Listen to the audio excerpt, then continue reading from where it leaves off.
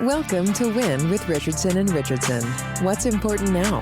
Success in business most often comes down to hard work, not by silver bullets and quick fixes. It's knowing where to focus that hard work that's key to winning. Join sales prospecting expert and 3-time seven-figure business founder Carrie Richardson and managing partner of R&R Consulting and former owner of W.I.N Technologies, Ian Richardson, for radical honesty regarding strategic planning, accountability, and execution that will get you the systematic results you're working toward. Let's get into today's episode. Thought leader and your host, Carrie Richardson.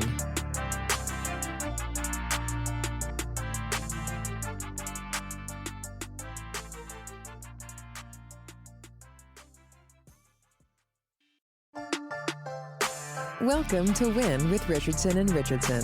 What's important now? Success in business most often comes down to hard work, not by silver bullets and quick fixes. It's knowing where to focus that hard work that's key to winning. Join sales prospecting expert and 3-time seven-figure business founder Carrie Richardson and managing partner of R&R Consulting and former owner of W.I.N Technologies, Ian Richardson, for radical honesty regarding strategic planning, accountability, and execution that will get you the systematic results you're working toward. Let's get into today's episode. Thought leader and your host, Ian Richardson.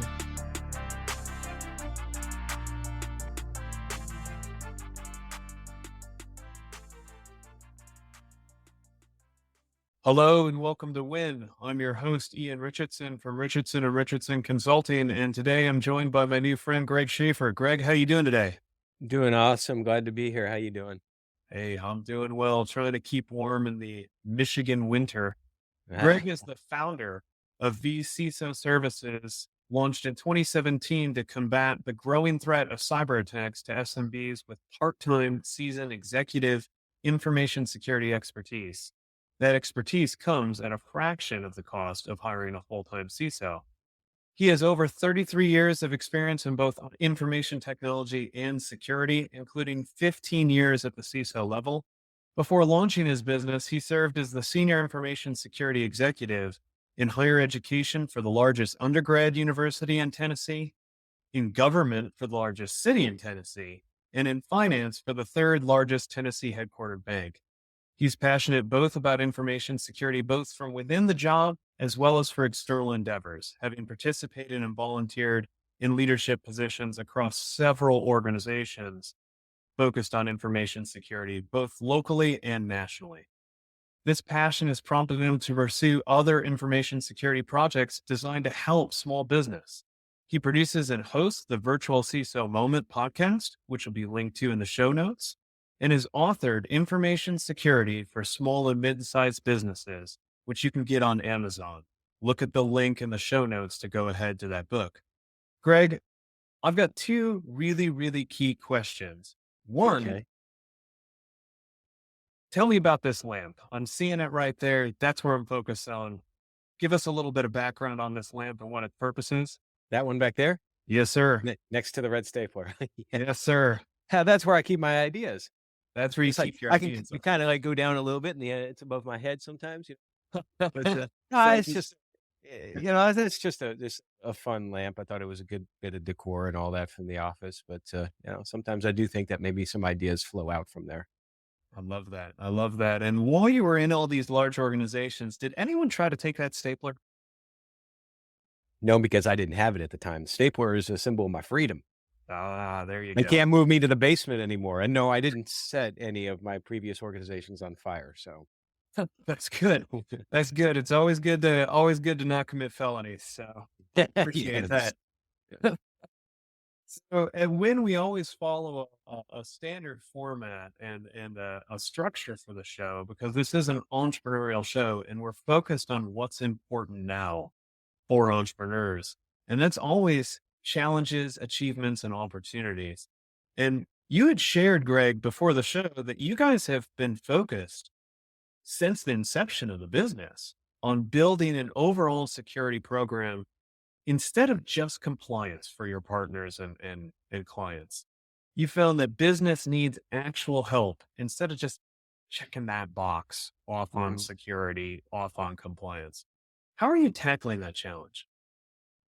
Well, there's a couple of things behind that. The first is at one of my previous full-time engagements, the CEO there, we had a conversation at one point in time about this was when I was at the bank about the how to be successful in business. I can't remember exactly what the impetus was for the conversation, but he said it's very important to do a couple of things. First of all, always recognize the ugly truth. So in other words, don't try to hide or run away from anything, but also recognize your core competencies and stick with that.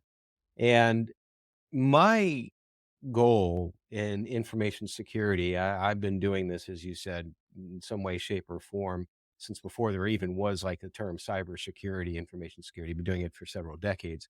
But my goal has always been I want to make sure that we create and build and manage programs that actually make sense to help the business. Mhm. And to that point, we're very focused on the idea of making sure that we help small and mid-sized businesses build holistic, complete information security programs as opposed to meeting compliance. And you might ask, well, what's really the difference? Because they are related. Um, if you build a solid information security program Mhm. based on some well-known framework, there are many out there, then you will most likely reach compliance with just about any rule, regulation, standard out there to within like 80, 85%. And then you can kind of fill in the gaps after that. And in the process of doing that, it's like, great, you comply with a particular regulation, but just because you're compliant with something doesn't mean that you're secure. And that's sort of a mantra that we say in the infosec field. I'm sure you've heard it before too. Compliance does not equal security. 100%. And so by building the program, we're actually serving the business better. Mhm. I don't believe that just building a compliance program is going to help the business because you'll get that false sense of security. It's like, hey, we passed our SOC 2 at a station. It's like, wow, we're secure. Well, not really. I mean, that's just a kind of a little bit of a measure.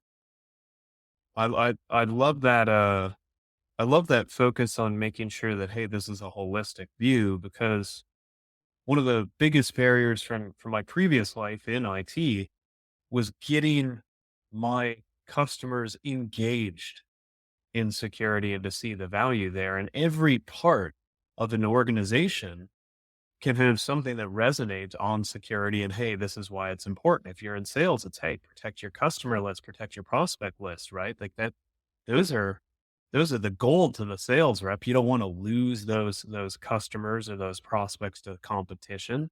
For operations, it's hey, we need to be able to service our clients, our customers in whatever way we are, whether you're a doctor's office or an accountant or a lawyer. Actually, you need to be able to provide service or build those products on a routine cadence. Finance is a no-brainer. Nobody wants their bank account to suddenly be zero on Monday morning. Right. Right. Uh, and that executive suite, every organization, every company, I've yet to meet a business that didn't have some sort of purpose for existing outside of, hey, well, we all need to make a paycheck. Everyone's there to do something, to solve a problem, to carve out that bit of legacy. Hmm. And with senior leadership, especially if you get them on board to seeing security as bigger than just, hey, we're checking a box. We're compliant because we have to. We don't want to get a fine. If they embrace it as a strategic focus, that I have to imagine that you and your team see some magic happen when it flows through an organization. Oh, absolutely, absolutely. And a couple of the secret sauces to success for a security program for SMBs is first of all, it's not strictly an IT issue. Mhm. Obviously, there's IT elements involved. I like to kind of distinguish that as being the cybersecurity portion of information security. And some people think that it goes the other way around. That's okay. It's so long as you're communicating the right idea, you understand what the other person is saying. And so all of those other departments you talk about, the entire business, that's why we use the word holistic. It involves everybody in some way, shape, or form. Information security is everyone's responsibility. But then you talk about the leadership there. Leadership can make or break a good security program. And Mhm. if we don't see, again, the commitment from upper leadership for our clients or our prospects, that then tells me again, they're not really looking to build their security program, or maybe they don't quite understand that that's important. But the leader, a lot of times in small and mid-sized, a lot of times in business, you'll see Oh, yeah. where this CEOs that, well, I don't have to take information security awareness training. That's for the employees and all that. And yet they're often the most targeted, particularly like the CFO. And you have to lead by example.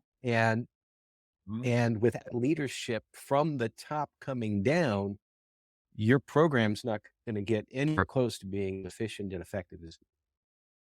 Oh, yeah. The horror stories there.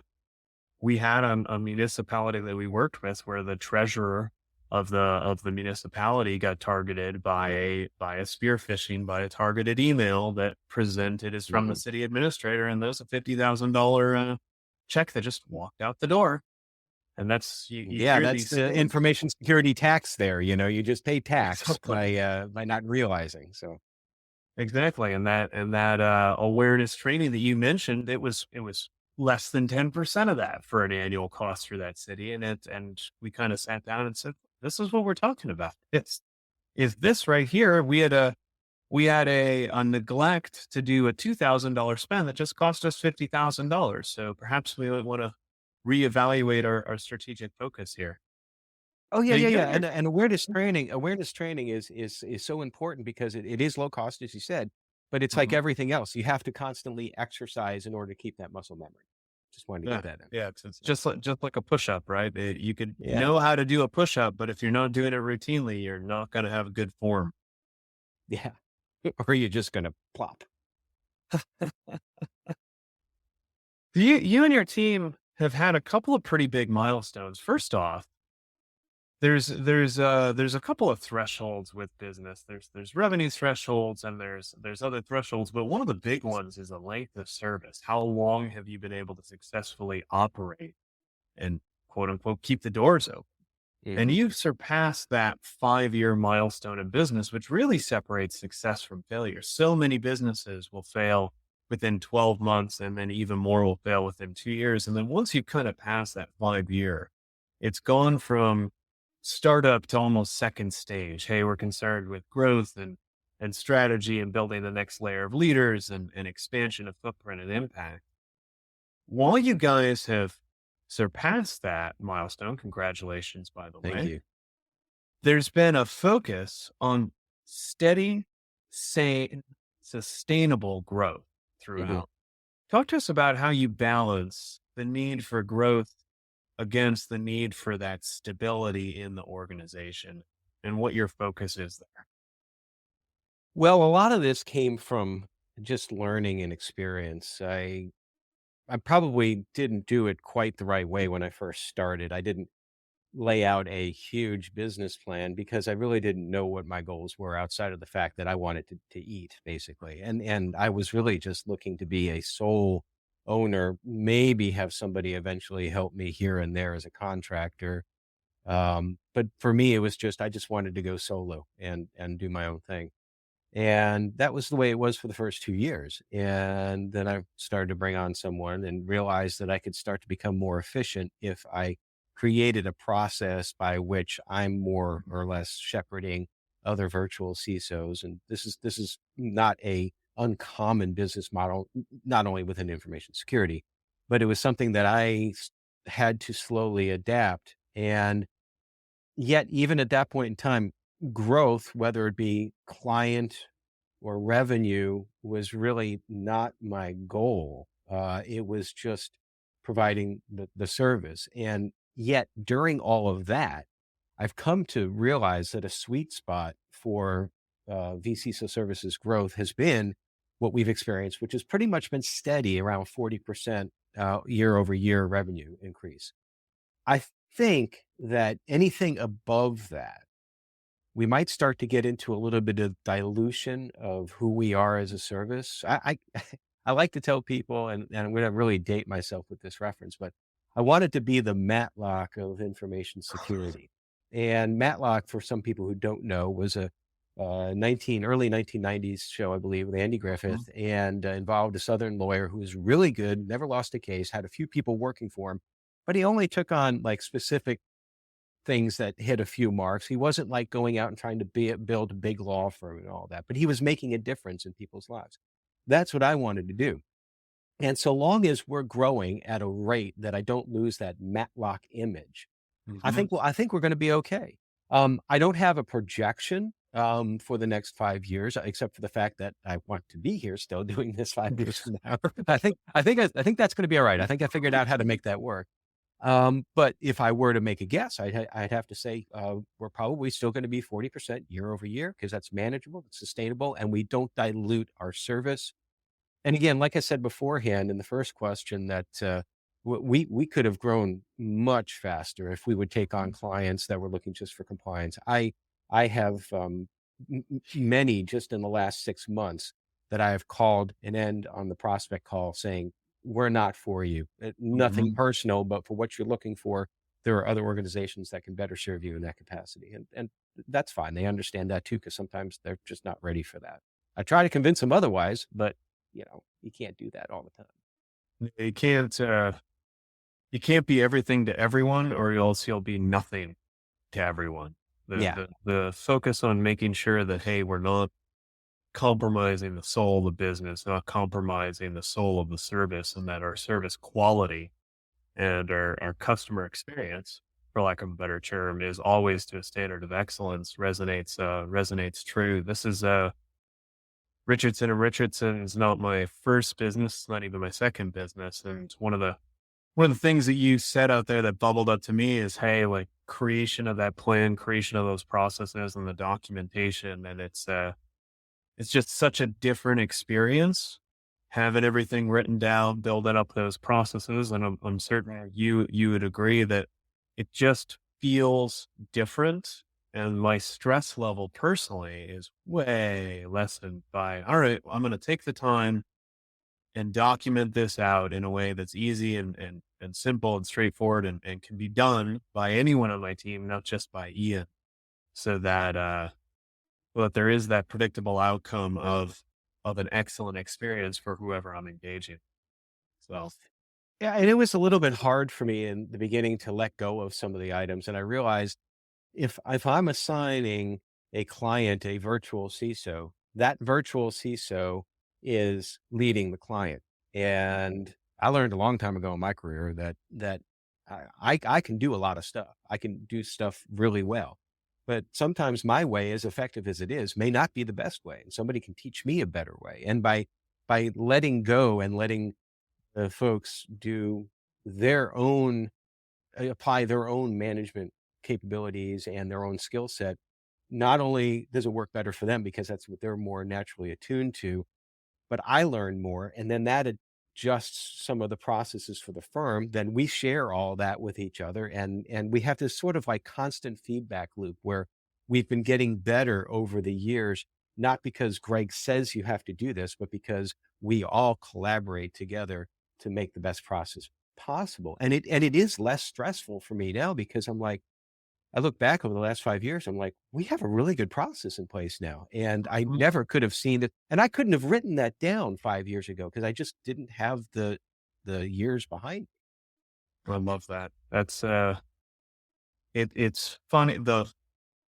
longer I go forward in business, the more stuff just starts to click and make sense, and Mhm. you start to make those connections. I absolutely love that. One of the big things that you had mentioned too that just made sense to you was a motivator on why you started the business. And this is really your future focus. That opportunity that you're pursuing next is, as you continue to move forward, as you can continue to grow, you had a key motivator that started when you started the business, and indeed was what almost, for lack of a better vocabulary word, was the calling that had you leave from Mhm. where you were to starting the business. Talk to us about that motivator, as well as that entrepreneurial focus on, hey, we are going to hold the line at service and always be doing our very best, making sure that our core beliefs are honored while we continue to grow at a stable pace. Well, calling definitely is a very appropriate word. I was CISO for the bank, as you mentioned in the beginning, the intro, and I was doing fine there. I could have ended up retiring there. It was a nice place. Loved working with the people, but didn't really like the commute to Nashville all that much. But other than that, it's like, I mean, if I had stayed, there would have been a lot more remote stuff anyway. But so I was doing well with my talents, but I got a little God tap on my shoulder saying, "Greg, I think you can do better with your talents." And Mhm. I'm I never wanted to be an entrepreneur. It wasn't baked into my DNA. I have always worked for somebody. I have always had a steady paycheck. I've always left a job for another job. I have never been unemployed in probably my entire adult life, with the exception of maybe a couple of like breaks between part-time gigs when I was a teenager. But I mean, always at least one job, always. So you can imagine, I mean, this is a very scary idea for me. It's like, God, you're telling me to leave and to start off on my own. And I really like the idea of eating, and I like the idea of having money and being able to Mhm. live. But this was a faith, not fear moment for me. And if I was really, um, for lack of a better word, it's almost cliche, but if I was going to practice what I preach, I would have to follow this. Now, I already had a couple of clients that I was working through with another provider, so I had some runway, but I didn't have any clients of my own, and I had no idea on how to get clients. But I did know, getting back to core competencies, about building a security program and serving. Mhm. And so when all was said and done, my call was to serve, to use my talents to help small and mid-sized businesses because I was getting really discouraged by seeing in the news. You see the big businesses that were getting dinged, and yet the small and mid-sized businesses, the big businesses, in some ways, they almost had no excuse because they had chief information security officer on board, they had resources, and yet they still get dinged. What about the small ones, Mhm. which makes like such a large base of the economy in the United States? Where are they going to turn to? So, again, the virtual CISO was not obviously my idea. I mean, there's been fractional virtual C-suite things for a variety of reasons, but basically that was my nudge. And I remember one time talking about the service part early in my career as a virtual CISO doing this. I had the opportunity to become a partner with they almost, I guess I would describe them as an MSP brokerage firm. So you Okay. have MSPs that Yep. are looking to provide services, but the MSPs don't want to go out and necessarily do all that research. Like if they want to have a virtual CISO service, so they contact a broker, which then contacts the virtual CISO services, and they make that match together. Okay. And well, as a new business owner trying to get clients, it's like, well, okay, I'm going to walk down whatever path I can. So I walked down that path and we were going along on a good route until I began to realize that there's a mix of philosophies here. The Mhm. second time that the brokers said on a call with an MSP, so not with an actual end client, but Yeah, um, with the MSP itself. right. Yep. The second time that they said, after all, our primary goal in all of this is to make a lot of money. I'm like, I had to stop. I'm like, that is not my goal. My goal is Mhm. to serve. And to make a long story short, without getting into more detail, I cut the relationship right there. Yeah, no, that whenever there's an alignment problem, whether it's customer or partner or employee, that the an old mentor of mine shared a story that when there is a toxic element, and I use that word sparingly but intentionally, when there is a toxic element in your business, that toxic element becomes cancer and it will spread. True. So if it is an employee Absolutely. that's a core value or a mission mismatch, that negativity, that malaise can spread and demotivate other employees. The line of nothing will kill a good employee better than your tolerance of a bad one. Yeah, Res- yeah. That's Because I mean, you also sometimes end up taking on so much more work too in that place. Mhm. It's like, because you're covering for the bad employee. I've been in situations like that too. I think probably, go far enough and have enough like rings on your tree or years behind you, everybody sees that. Well, but expanding that out to the partnership level, I love that. I love that story of, hey, we have this strategic partner, but if that partner has a misalignment, that's that's not a good partnership. That can sink a business just as quickly as a negative employee from in the house. That outside the house partner that's misaligned and driving the wrong outcomes and driving the wrong focus is 100% just not good. And I love your story of the acceptance of fear for a greater calling, a greater purpose, and founding the business through that. With that story really rings true to me. I had been running an IT company for 16 years and went through some family changes throughout COVID and went through a divorce. And after that was left kind of lost and aimless and floating out there in the middle of the pond going, what's the point on this? And Mhm. after going through some structure and looking inward, came with a couple of realizations that, hey, I don't want to run an IT business. I'd much rather go into strategy and consulting and being on the same side of the table with other entrepreneurs and help them achieve their visions. Mm. And then really the push off the push into the pond, the push off the dock came from my wife, where we were walking in the summer of last year, and she said, "Hey, you have this core focus of challenging assumptions. Are you assuming that when you sell your IT business, you have to be at retirement age, or could you reinvent yourself?" And there I am, she's down half a block down the road, and she turns around and she says, "You're kind of catching flies back there. Are we going for a walk? Are we going home?" And I'm just sitting there dumbstruck Yeah. by the realization that, hey, you could do something different. And that was a one-way door. I couldn't walk back after that. Well, and you talk about the fear and the fear can be a powerful distractor. It can also be a powerful motivator in some ways.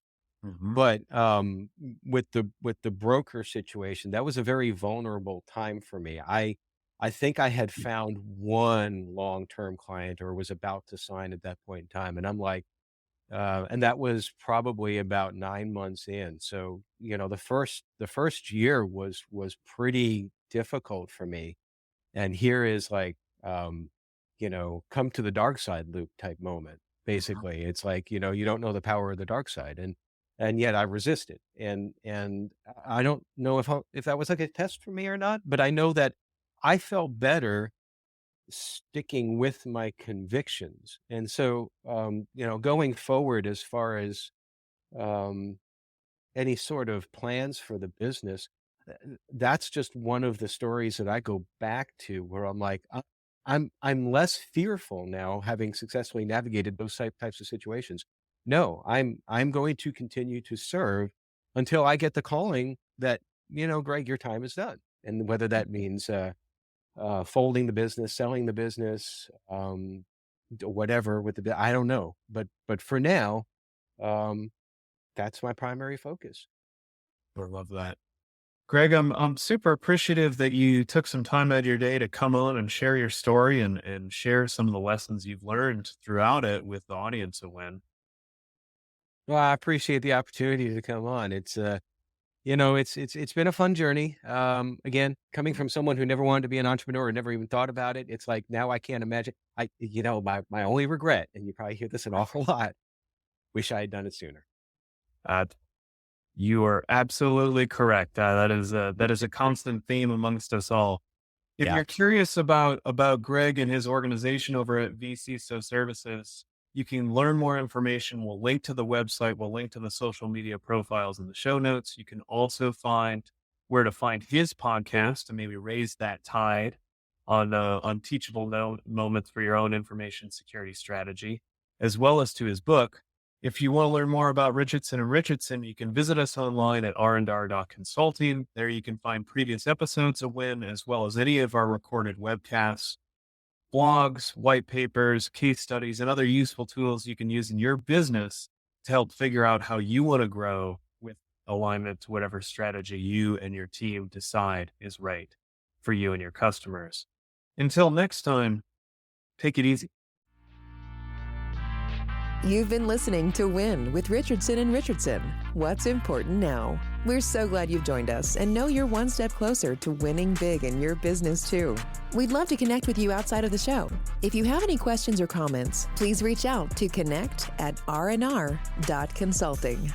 Don't forget to rate, review, and subscribe to the podcast so you'll easily know when new episodes are available. Until next time, you can win, and we're here to help.